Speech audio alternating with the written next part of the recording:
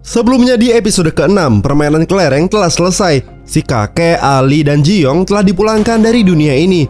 Permainan apa yang akan mereka mainkan sekarang? Squid Game Season 1 episode 7 VIP. Kita mulai aja.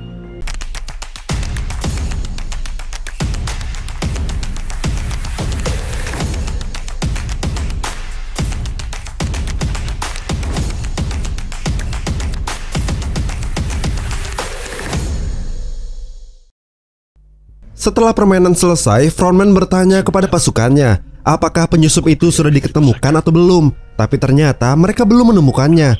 Frontman lantas menyuruh para penjaga untuk mencari lagi, karena para tamu VIP akan segera datang. Tak lama, para tamu VIP menelpon dan berkata kalau mereka sudah dalam perjalanan. Saat telepon ditutup, tiba-tiba frontman terdiam, seperti ada sesuatu yang salah. Hingga tiba-tiba frontman mengeluarkan pistolnya dan langsung mencari Junho. Ia berkata kalau Junho sudah melakukan kesalahan. Ia selalu meletakkan gagang teleponnya di arah sebaliknya. Seperti yang kalian lihat di episode kemarin ya. Junho mencoba untuk menelpon polisi, tapi teleponnya tidak bisa dipakai. Dan Junho menaruh gagang teleponnya terbalik.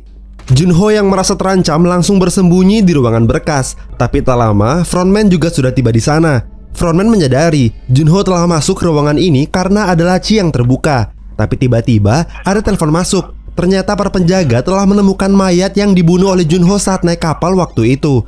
Dan tanpa pikir panjang, frontman langsung pergi ke pulau pantai utara. Saat sudah sampai, frontman menemukan kartu identitas polisi milik Junho. Ia terlihat terdiam memandangi kartu itu. Di saat yang bersamaan, para penjaga memberitahukan kalau para tamu VIP telah tiba.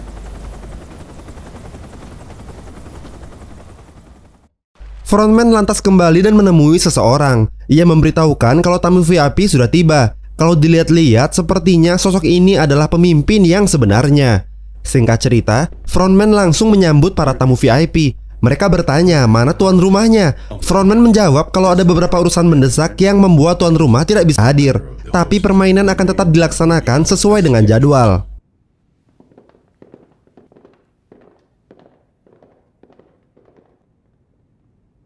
Sekarang mereka telah sampai di tempat khusus para VIP. Di sana mereka bisa melihat secara langsung permainan yang akan dimainkan. Oke, kita tinggalin dulu ya para tamu ini. Sekarang kita ke para pemain. Terlihat mereka semua telah kembali ke tempat asal. Mereka semua terlihat sangat terkejut. Pasalnya, Hanmi masih ada di sana. Ternyata ia tidak dibunuh oleh para penjaga. Para penjaga menganggap Hanmi sebagai anak buangan. Anak buangan adalah sebutan untuk mereka yang tidak memiliki teman bermain.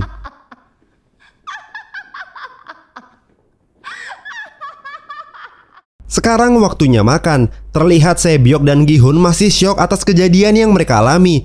Sang-woo lantas menyuruh Gi-hun untuk tidak memikirkan kejadian tadi. Si kakek itu hanyalah pria tua yang kau temui di sini, ujar Sang-woo.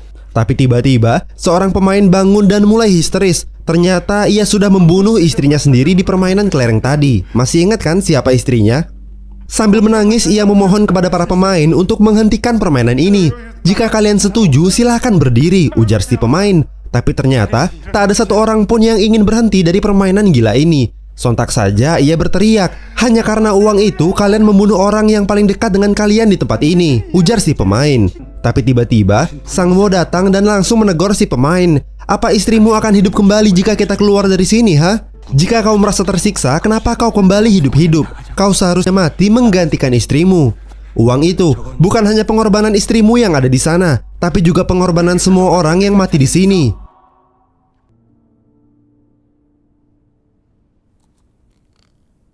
Singkat cerita, malam pun tiba, tapi mereka semua memilih untuk tidak tidur. Biasa, jaga-jaga, takut kalau terjadi pembantaian lagi. Tapi tiba-tiba, salah satu tamu VIP berteriak. Ternyata peserta yang ditinggal mati istrinya ini berniat untuk bunuh diri. Padahal si tamu gendut ini sudah bertaruh sebanyak $1 juta jika dia menang. Frontman lantas mempersilahkan para tamu VIP untuk beristirahat dulu di kamar yang sudah dipersiapkan.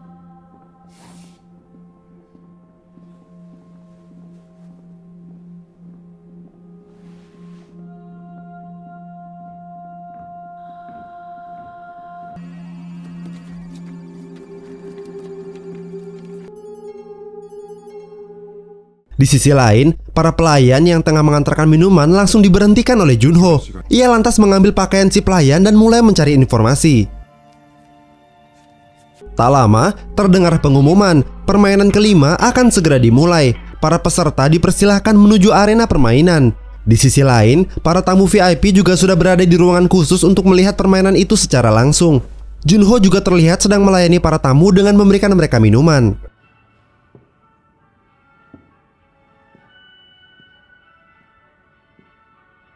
God damn it. Just tell us about the next game. Tak lama, sampailah para pemain. Mereka disuruh untuk memilih nomor yang ada di depan mereka. Di sana ada nomor 1 sampai 16. Seketika beberapa pemain maju dan memilih nomor yang ada di tengah-tengah. Menurut para tamu, itu adalah insting binatang. Saat menghadapi bahaya, binatang akan berlindung di tengah-tengah kawanannya. Dan sekarang, hanya ada 4 angka dari depan dan 4 angka dari belakang. Gi-hun terlihat kebingungan saat memilih angka mana yang harus ia ambil. Karena para pemain ini nggak jalan-jalan, frontman lantas memberikan mereka petunjuk. Nomor yang ada di depan kalian adalah urutan kalian bermain di permainan ini. Jadi pilihlah dengan bijak. Gi-hun lantas maju ke arah nomor 1, tapi ia tiba-tiba terdiam. Gi-hun menjadi ragu karena dia belum tahu permainan apa yang akan dimainkan. Nanti malah jadi bumerang kalau ngambil urutan pertama.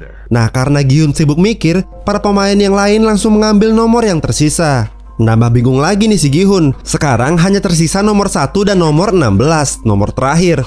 Tapi tiba-tiba seorang pemain meminta untuk bertukar. Dia pengen nomor urut 1. Ya karena Gi-hun tidak tega, akhirnya Gi-hun memberikan nomor itu dan ia memilih nomor 16. Karena semua sudah siap, frontman langsung memulai permainan itu. Tirai besar yang ada di depan para tamu seketika terbuka dan mereka bisa melihat dengan jelas arena permainan. Ternyata, permainan kali ini adalah menyeberangi pijakan kaca. Pijakan itu terbuat dari 2 macam kaca, kaca keras dan kaca biasa. Kaca keras cukup kuat untuk menahan beban 2 orang. Namun kaca biasa akan pecah meski hanya diinjak 1 orang. Kalian harus menebak pijakan mana yang terbuat dari kaca keras, lalu melewati 18 pijakan dengan selamat sampai ke seberang. Kalian punya waktu 16 menit. Lepas sepatu kalian lalu naik ke jembatan sesuai urutan. Seketika pemain yang memilih nomor urut 1 menjadi gemetar dan ketakutan. Ia tidak menyangka ternyata nomor-nomor tadi adalah nomor urut menyeberang. Karena nggak mau maju, Duksu lantas menghampiri dan mengancam. Kalau kau tak maju, aku akan mendorongmu. Nah, karena takut, akhirnya si nomor 1 mulai melangkah. Dengan penuh ketakutan, ia melompat di kaca pertama. Tapi untungnya kacanya tidak pecah. Tapi di saat melangkah ke pijakan kedua, ia malah terjatuh dan tewas.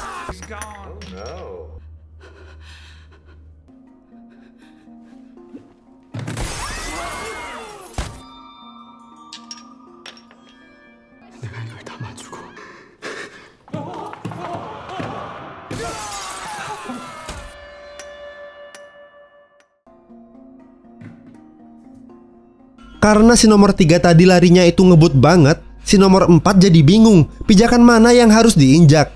Ia lantas bertanya pada ibu-ibu yang ada di belakangnya. Tapi ternyata si ibu ini juga lupa. Di sini terjadi pecah pendapat antara para pemain. Ada yang bilang ke kiri, ada yang bilang ke kanan. Nah, karena udah buntu, si nomor 4 ini memilih pijakan yang kiri. Karena si ibu juga nggak tahu mana yang harus diinjak, ya akhirnya si ibu ini terjatuh juga. Waktu yang tersisa sekarang tinggal 9 menit. Mereka harus berjuang agar tidak salah menginjak kaca itu. Tapi tiba-tiba si nomor 6 ini malah berdoa. Tindakannya itu tentu saja membuat panik para pemain yang lain. Gimana enggak? Waktu udah semakin menipis. Karena udah nggak sabar, si nomor 7 langsung melompat ke tempat nomor 6. Dorong-mendorong pun terjadi. Tapi ternyata nomor 7 lah yang terjatuh. Seketika si nomor 6 melompat. Baru saja mau bersyukur, dia malah didorong oleh si nomor 8. Ketika Gi-hun mau maju, tiba-tiba ia lupa pijakan mana yang harus ia injak. Untung saja Sebyok memberitahu pijakan yang benar itu sebelah kiri.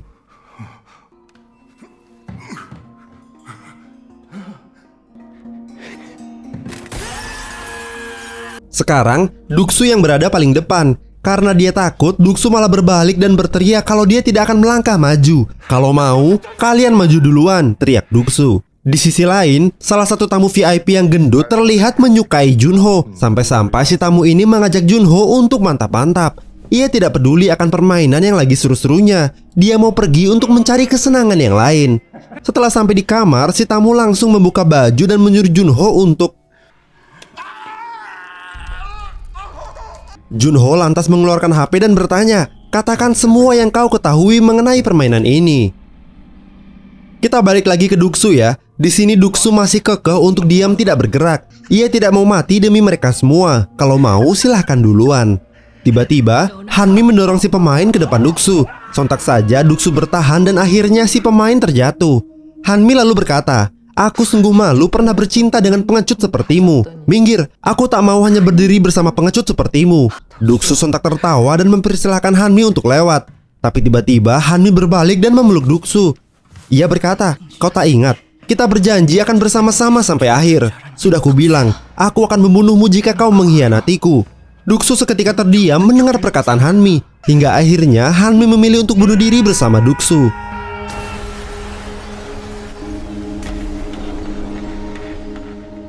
Sekarang tinggal tersisa 4 orang lagi. Ternyata pria yang di depan ini sudah bekerja selama 30 tahun di pabrik kaca. Jadi ia mengetahui kaca mana yang kuat dan kaca mana yang gampang hancur. Ia hanya membutuhkan waktu untuk mengamati kaca-kaca itu. Dan ternyata benar saja, tebakannya akurat. Frontman lantas mengecek biodata si pemain. Ternyata benar, dia mempunyai pengalaman kerja di industri kaca. Karena si pemain bisa melihat apa yang tidak bisa dilihat pemain lain, Frontman lantas mematikan semua lampu.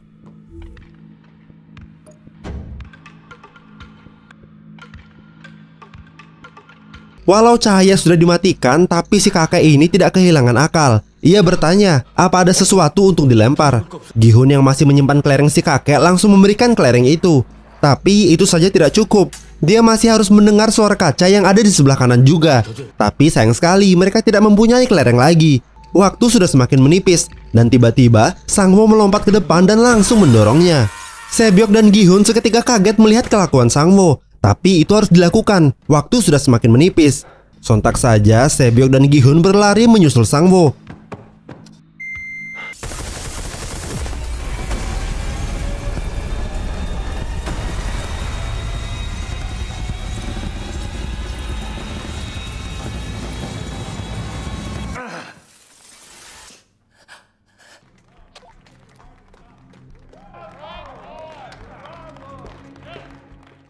Di sisi lain, Frontman merasa curiga kenapa tamunya tak kunjung kembali. Ia lantas menyuruh para penjaga untuk mencari di kamar tamu. Tak lama, penjaga menelpon dan memberitahukan kalau tamu VIP sudah ditemukan tapi dalam kondisi pingsan.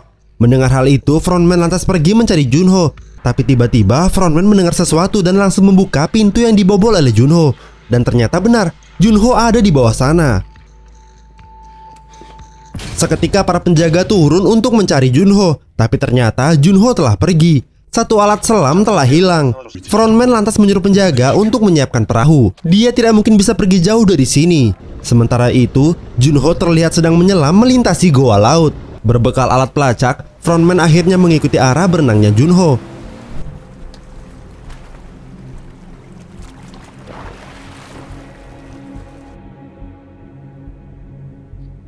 Baiklah, sampai di situ episode ke-7. Jangan lewatkan episode selanjutnya ya. Sampai jumpa.